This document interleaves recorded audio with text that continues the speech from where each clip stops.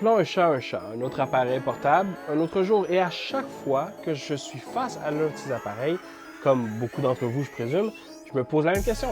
Est-ce que je l'achète? Avant de plonger, mettez-moi sur pause et allez en chercher un pour vous car c'est franchement un incontournable.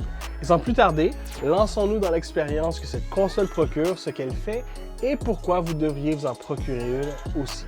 Nous commençons fort avec cette déclaration, c'est-à-dire que la sensation de cette console est incomparable. Vous m'aurez peut-être entendu parler de plastique dans des vidéos précédentes et au risque de paraître un peu zélé, je trouve que ces subtilités-là comptent. C'est-à-dire que la sensation d'un appareil fait partie des choses qui nous font oublier qu'on la tient entre nos mains dès le départ. En d'autres termes, ça contribue à une expérience qui est immersive. Et si vous devriez vous abonner à la chaîne pour une raison spécifique, c'est que je suis complètement investi dans le but d'avoir une expérience immersive et je veux m'assurer de bien communiquer mes découvertes avec vous. Et lorsqu'il est question de livrer la marchandise, cette console le fait avec brio. Le plastique est vraiment premium, c'est-à-dire qu'on a une petite texture qui est légère, quand même efficace pour empêcher les empreintes digitales. On dirait qu'elle a un revêtement supplémentaire qui procure un petit côté rugueux un peu. J'ai essayé de penser, j'ai aucun autre appareil qui me vient en tête qui a ce genre de sensation-là. Franchement, je pense que Retroid a frappé très fort avec cette texture et j'espère revoir ce type de matériau sur des modèles futurs. Quand on le regarde à la lumière, pour ceux qui ont le Retroid Pocket 3 Plus, à l'apparence, on dirait que c'est la même chose, mais je vous assure, c'est vraiment pas la même sensation. Les boutons, eux aussi, semblent être assez similaires et comme de fait, la croix directionnelle l'est. On parle vraiment exactement de la même croix directionnelle avec des touches de type dôme qui nous offre vraiment un bon mélange entre quelque chose de réactif et sans occasionner trop de rigidité. Les boutons A, B, X, Y, eux, sont de type membrane et je vous dirais qu'à première vue, on pourrait penser que c'est la même chose que les autres appareils de Retroid, mais ils sont vraiment différents. Je vous dirais, c'est quelque part entre la rigidité qu'on retrouve sur le RP3 Plus et la souplesse qu'on retrouve sur le Retroid Flip. Personnellement, ce sont définitivement mes préférés parmi les trois appareils et ils sont fabriqués avec des moules à double injection, donc ce qui veut dire que les couleurs ne s'effaceront jamais. Après, nous avons les boutons L1 et R1 qui peuvent être facilement poussés de n'importe où. Ces boutons-là sont également placés juste un peu plus haut que les gâchettes, ce qui les rend très faciles d'accès. Mais je vous dirais, si vous avez des doigts, disons, un peu plus charnus, ça pourrait être légèrement gênant pour quelques personnes. Je vous dirais que pour moi, on est vraiment à la toute limite entre les touches accidentelles et je peux dire que jusqu'à présent, je n'en ai pas eu une seule. Donc, overall, c'est un point positif. Si vous avez déjà utilisé le Retroid Flip, les L2 et R2 sont exactement les mêmes et une des meilleures améliorations par rapport au RP3 Plus, mais ils sont également un peu plus larges et un peu plus longs, ce qui, je vous dirais, les rend encore meilleurs que ceux du Retroid Flip. Et dans un dernier temps, avant de parler des sticks analogiques, parlons des boutons, c'est-à-dire tous les autres boutons, parce qu'enfin, Retroid a mis des boutons dans des emplacements normaux. C'est-à-dire que le Select Start, on a des emplacements normaux, le bouton Power, baisser le volume, monter le volume. Il y a même deux boutons de type Android et un bouton qu'on peut personnaliser qu'on va voir un petit peu plus tard. Franchement, c'est une amélioration sur tous les points. Et du point de vue de confort, je vous dirais que c'est aussi de loin le meilleur appareil que Retroid ait fait jusqu'à présent. Mais maintenant, parlons des fameux sticks. Wow! Comment ça se fait que ça a pris Retroid pour être les premiers à mettre des sticks analogiques qui sont concaves. Et pas seulement ça, la texture du stick est absolument géniale. Les plus proches que vous aurez trouvés sur le marché étaient sur le Kishi V1. Et même, je comprends pas le choix de Razer de partir du V1 au V2 au niveau des analogues, c'était vraiment un pas en arrière. Mais bon, ils sont tous les deux munis de boutons qui se cliquent, c'est-à-dire le L3 et R3. Et je suis aussi très heureux de vous informer que je n'ai pas constaté qu'au niveau des sticks, il y avait un magnétisme au niveau des axes, ce qu'on voit parfois dans les sticks de faible qualité. Cependant, je ne suis pas capable d'obtenir le mouvement du carré en entier. Je vous dirais que dans la majorité des cas, ça ne posera pas problème, même s'il existe quelques jeux où vous risquez d'avoir quelques problématiques. Quelque chose qui n'est pas listé sur les spécifications officielles est la prise en charge des casques d'écoute avec le 3.5 mm, c'est-à-dire que ça prend le stéréo, mais ça prend aussi le microphone. Donc, si vous voulez utiliser comme par exemple Discord avec ce petit bijou, vous pourrez le faire sans problème. Et puis par la suite, vous avez aussi une carte micro SD, vous avez une sortie micro HDMI, deux haut-parleurs frontaux, une batterie de 4000 mAh et un petit moteur de vibration. Donc le RP2S a même des capacités de télépathie subjective, comme par exemple, le RP2S peut présentement vous envoyer des ondes à l'écran directement dans votre cerveau pour vous dire d'appuyer sur le bouton j'aime, de commenter combien vous aimez la vidéo et bien sûr de prendre le temps de vous abonner avec la petite cloche pour ne pas manquer aucun futur contenu. Donc à ce stade, vous savez peut-être que cet appareil fonctionne sous Android 11 qui, au moment de la réalisation de cette vidéo, il n'y a pas de mise à jour pour passer à Android 12 ou Android 13. Et je vous dirais que d'après moi, en dehors du soutien de la communauté, je ne vois pas pourquoi ça changerait non plus. Vous trouverez également des paramètres Android spécifiques à Retroid, en particulier Input. Ça va vous permettre de changer la disposition de vos boutons frontaux. Donc, c'est-à-dire qu'on peut passer du style Nintendo au style Xbox. On peut également changer le comportement de L2 et R2 de analogique à numérique. Et on peut également changer le bouton personnalisable avec des fonctions Android telles que retour, accueil et quelques autres options. C'est aussi là que vous irez pour calibrer vos sticks et ou vos gâchettes. Et au cas où vous vous le demandiez, les boutons ne sont pas physiquement interchangeables car les encoches ne s'alignent pas comme on peut facilement le confirmer en regardant à travers ce boîtier vert qui s'avère être transparent. Une autre caractéristique intéressante est le mode souris qui vous permet de transformer vos commandes de jeu en une souris et quelques touches du clavier qui sont pré-mappées. Alors vous avez des paramètres tels que la sensibilité, l'assignation des touches et vous pouvez mapper un raccourci pour activer ou désactiver rapidement cette fonction. Ce qui s'est avéré être beaucoup plus simple que ce que j'aurais pu m'attendre et vraiment utile. Tellement que j'ai utilisé cet appareil presque sans jamais toucher l'écran tactile, ce qui, somme toute, est très impressionnant. Vous pouvez mettre le mode actif ou inactif à l'aide d'une combinaison, comme moi par exemple j'ai mis Select et Start. Et quand vous maintenez les deux boutons pendant 3 secondes, ça va activer ou désactiver la fonction. Alors si on se tourne un peu plus vers les composantes internes, on va commencer par l'une de mes favoris, le retour haptique bien sûr. Et ce qu'on retrouve dans le RP2S, je vous dirais que ça ressemble un peu plus à ce qu'on retrouve dans les cellulaires, versus un moteur, disons, comme dans les manettes de salon. Peut-être que les opinions vont diverger. Je vous dirais que dans mon cas, j'aime bien les retours haptiques qu'on retrouve sur les cellulaires. Je trouve qu'ils sont pas très bruyants, puis en général, ils font un bon travail à quand même transmettre de l'immersion à travers la vibration. J'aime mieux ça que les moteurs qu'on va retrouver sur les manettes bon marché qui sont extrêmement bruyants. Et somme toute, lorsque l'appareil est bien conçu, je trouve que les moteurs haptiques de cellulaire vont quand même offrir une bonne expérience sensorielle. Et je vous dirais que sur le RP2S, c'est quand même une option qui est réussie. Et donc, abordons maintenant les 2 sur 3 aspects qui, entre guillemets, sont, disons, moins attrayants. Le premier est les haut-parleurs, et vous verrez que c'est un thème qui va être quand même récurrent, ils font absolument bien le travail pour ce dont ils sont conçus. C'est-à-dire que si vous regardez Netflix, YouTube, Prime Video ou que vous écoutez de la musique avec les haut-parleurs du RP2S, c'est pas la meilleure expérience. Et je vous dirais que dans une circonstance comme celle-ci, vous voudriez idéalement avoir des écouteurs, que ce soit Bluetooth ou en fil. Mais, soyons réalistes, ce n'est pas non plus le type d'appareil pour faire ce type d'activité-là. On peut le faire, mais à la base, c'est un appareil qui est conçu surtout pour jouer des jeux rétro. Et lorsqu'on joue des jeux rétro, où la musique et le son ne sont pas aussi riches, et là je parle en données, ça fait un travail qui est vraiment fantastique. Et je vous parle en ayant une position de quelqu'un qui a grandi dans une famille de musiciens. Alors, je prétends pas comprendre toute la complexité de l'audio. C'est un sujet qui est infini, c'est une science qui est tellement grande. Mais je vous dirais que, à cause de mon enfance, j'ai une oreille qui est quand même relativement aiguisée. Et si quelqu'un devait me dire que chez Retroid, un ingénieur a pris le temps de spécifiquement choisir les haut-parleurs pour reproduire des sons de jeux rétro, eh ben, je le croirais. Parce que les classiques comme Faxanadu, comme Cyborg Justice ou Super Mario World sonnent vraiment comme je me souviens.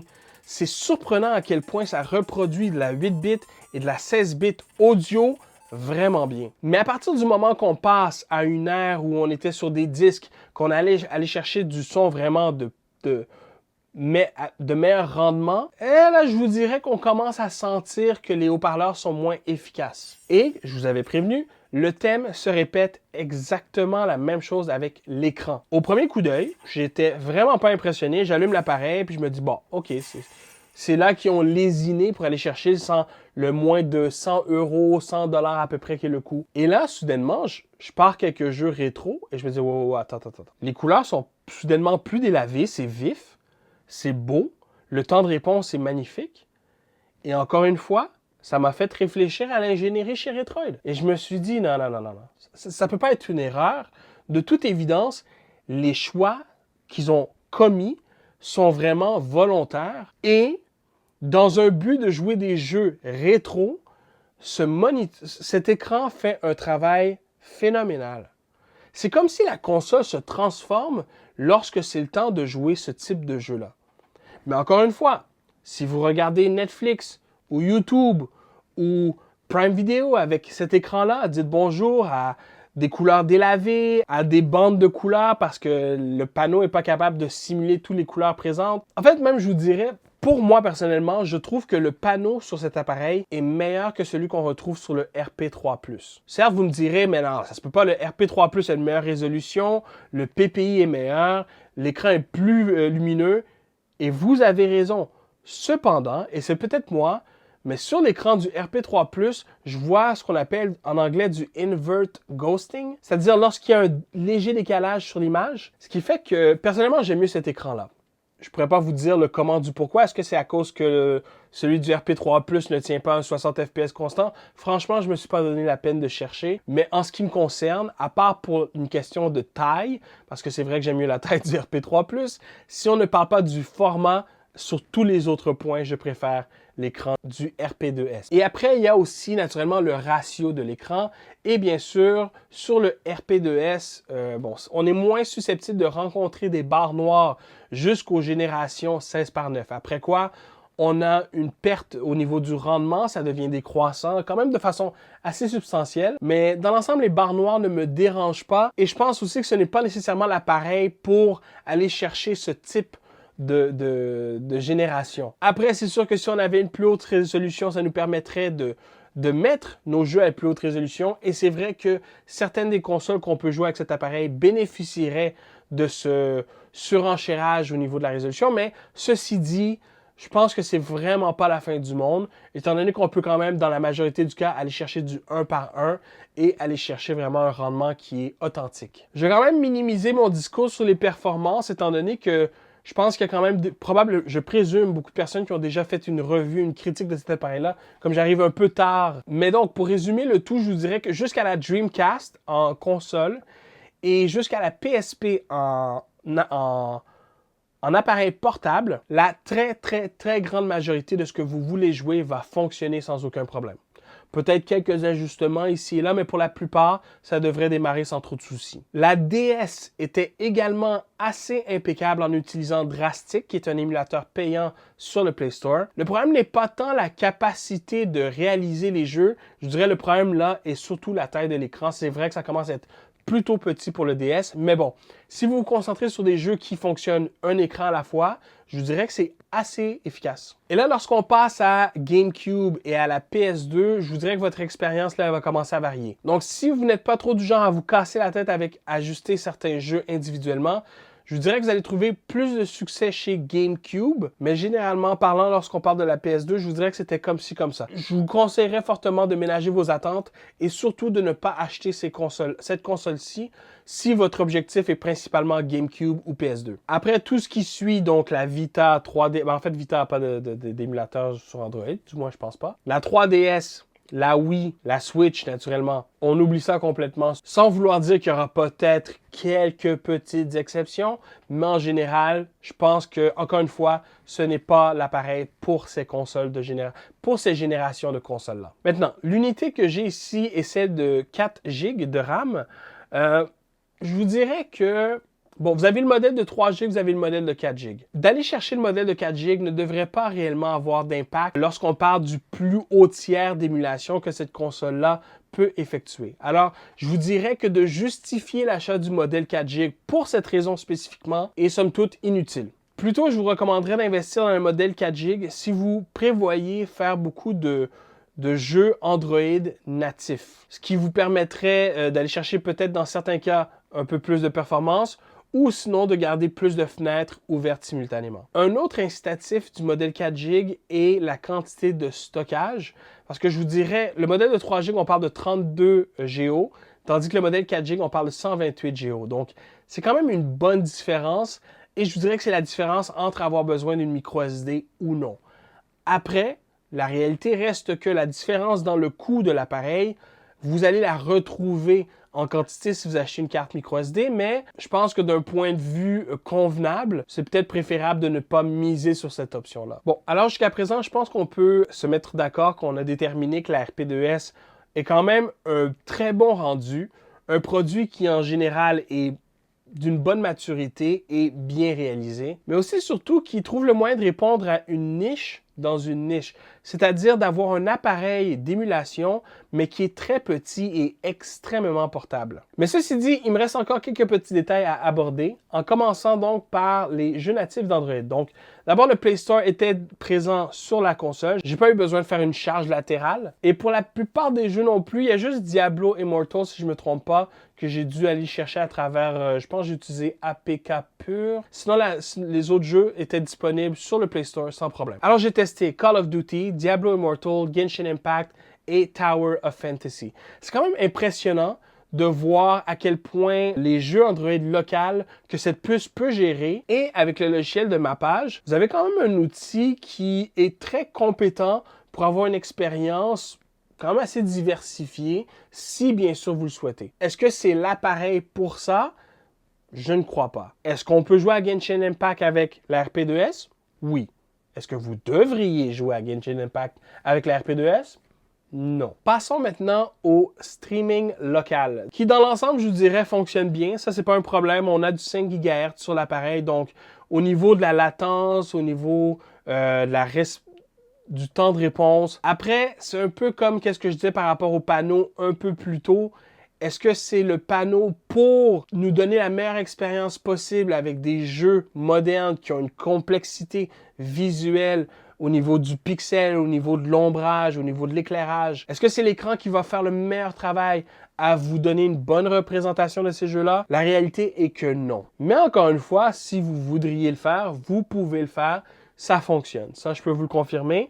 Peut-être un petit point à garder en tête. Si vous voulez transformer le signal d'un ordinateur en 4K en 480p, au niveau du décodage, ça peut être trop exigeant pour la machine, ce qui fait qu'on va aller chercher il va y avoir des petits coups saccadés. Mais à partir du 1080p et moins, j'ai pu streamer à partir de mon ordinateur sur ma console sans aucun problème. Et lorsqu'on parle de xCloud, de GeForce Now ou de Amazon Luna, je vous dirais même chose, les performances étaient bonnes.